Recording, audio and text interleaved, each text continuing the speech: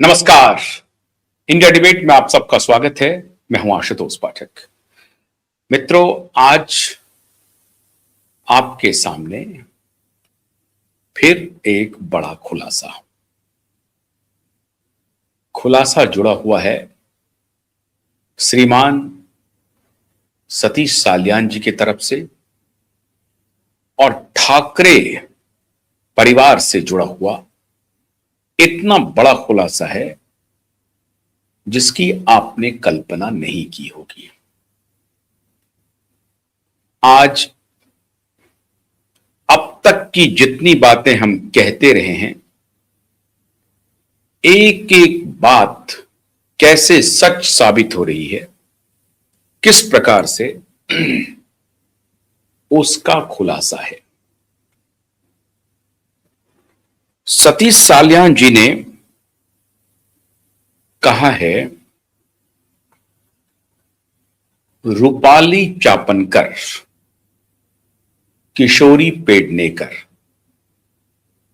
इन सब ने मिलकर उनके साथ क्या किया। 4 घंटे तक रूपाली चापनकर ने किशोरी पेडनेकर के साथ, उस वक्त की मुंबई की मेयर के साथ 4 घंटे तक रूपाली चापनकर के घर पर उन्हें बिठा करके रखा और एक व्यक्ति ड्राफ्ट कर रहा था एक एप्लीकेशन। जब तक वो व्यक्ति ड्राफ्ट करता रहा, सतीश साल्यान जी वहीं पर बैठे रहे। उस व्यक्ति ने ड्राफ्ट किया और उस ड्राफ्ट पर इनसे सिग्नेचर लिया गया। ड्राफ्ट था कि नीतेश राणे जो उस वक्त कैबिनेट मिनिस्टर थे, वो उनकी पुत्री का चरित्र हनन कर रहे हैं और एक बेटी जिसकी मृत्यु हो गई है, उसके चरित्र हनन के अपराध में उनके खिलाफ जो लेटर ड्राफ्ट किया गया था, उस पर श्रीमान सतीश साल्यान जी, दिशा साल्यान के पिता से जबरन सिग्नेचर करवाया गया। किशोरी पेडनेकर सतीश साल्यान को उनके घर से उठाकर ले गई, जबरदस्ती उठा के ले गई, पूरी सिक्योरिटी में ले गई और रूपाली चापनकर के दफ्तर में कई पुलिस वाले के प्रेजेंस में सतीश साल्यान को जबरन 4 घंटे तक बिठाए रखा और उनसे नीलेश और नीतेश राणे के खिलाफ जो कोई भी ड्राफ्ट वो लिख रहे थे, उस ड्राफ्ट पे सिग्नेचर लिया। ड्राफ्ट कौन लिखवा रहा था? ड्राफ्ट लिखवा रहा था आदित्य ठाकरे का आदमी। और आदित्य ठाकरे कि जिस व्यक्ति ने यह ड्राफ्ट लिखी है, वो भी व्यक्ति मौजूद है। सतीश साल्यान को कुछ समझ में नहीं आ रहा था, डरे हुए थे, सहमे हुए थे। रूपाली चापनकर इनको भरोसा दिला रही थी कि आप चिंता मत कीजिए, सब ठीक हो जाएगा। अब बेटी तो चली गई, उसे तो हम ला करके आपको दे नहीं सकते, लेकिन आप परेशान मत होइए, हम लोग हैं ना आपके साथ। ये रूपाली चापनकर बार बार कह रही थी सतीश साल्यान को। और किशोरी पेडनेकर भी वहां मौजूद है, जो मुंबई की मेयर है।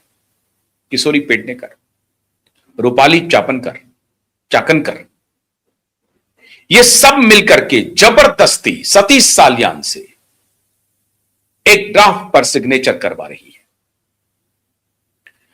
गुंडागर्दी का इससे पहले आज तक कोई उदाहरण आपको इतिहास में नहीं मिलेगा।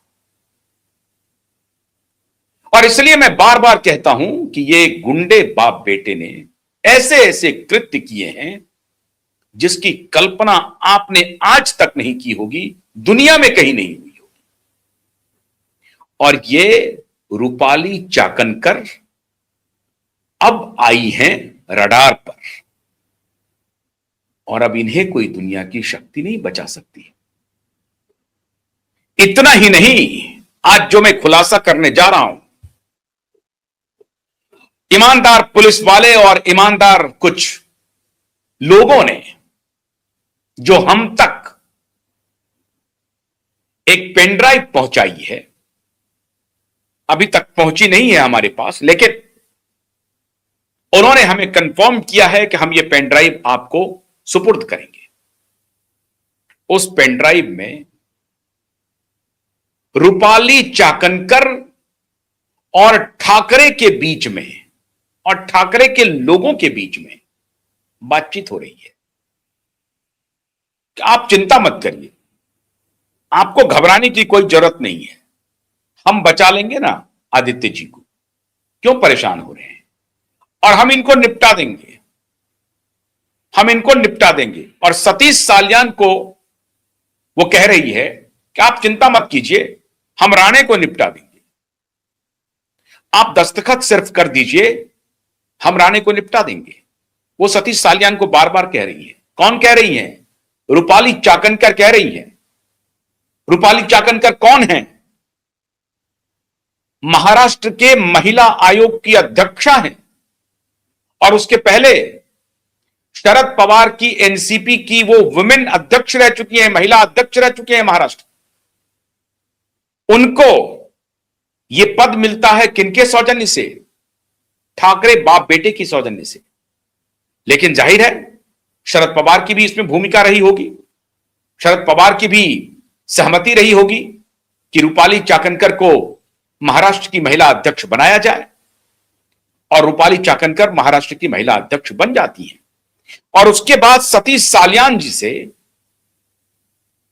एक पत्र पे सिग्नेचर करवाती हैं। एक बेटी के असहाय पिता, जिनको की महिला आयोग की चेयरपर्सन को यह कहना चाहिए कि दिशा की जो मृत्यु हुई है उसकी जांच ट्रांसपेरेंट होनी चाहिए, यह मैं मांग करती हूं। उसके बजाय वो आरोपी को बचाने की पूरी कोशिश कर रही है। डायरेक्ट कॉन्फ्लिक्ट ऑफ इंटरेस्ट है। आज मैं कुछ ऐसे विस्फोटक जानकारी आपके साथ शेयर करने जा रहा हूं जो आप सुनेंगे तो चौंक जाएंगे। अभी एक पत्र ड्राफ्ट हो चुका है और वो पत्र पहुंच गया है कहां? शैलेंद्र नगरकर के पास, लेकिन उसके बारे में चर्चा बाद में करेंगे। अभी चर्चा हम जो कर रहे हैं वो है रूपाली चाकनकर ने आदित्य ठाकरे से जो कुछ भी बात की है और आदित्य ठाकरे के गुर्गे से जो कुछ भी बात की है, उसके रिकॉर्ड, ऑडियो और वीडियो रिकॉर्ड हम तक पहुंचाए जा रहे हैं।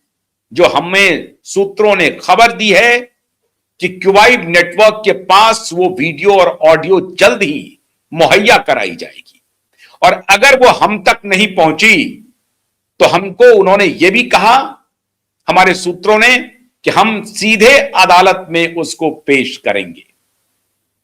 और श्रीमान इनके जो सतीश साल्यान के जो वकील हैं, श्रीमान नीलेश ओझा, हो सकता है उनको भी सुपुर्द करें, या हो सकता है सीधे अदालत को हम हैंडओवर कर दें। क्यों? क्योंकि जो जिन्होंने रिकॉर्ड की है उनका स्टेक बहुत बड़ा हो गया है। लेकिन आप कल्पना कीजिए कि ये सारी गतिविधियां चल रही हैं, रूपाली चाकनकर और ठाकरे के गुर्गे के बीच की बातचीत रिकॉर्ड हो रही है, और उसको अब प्रकाश में लाने की बात भी हो रही है, पब्लिक डोमेन में लाने की बात भी हो रही है। प्रभु एक साथ ही लगता है कि सारे घर के बल्ब बदल डालेंगे।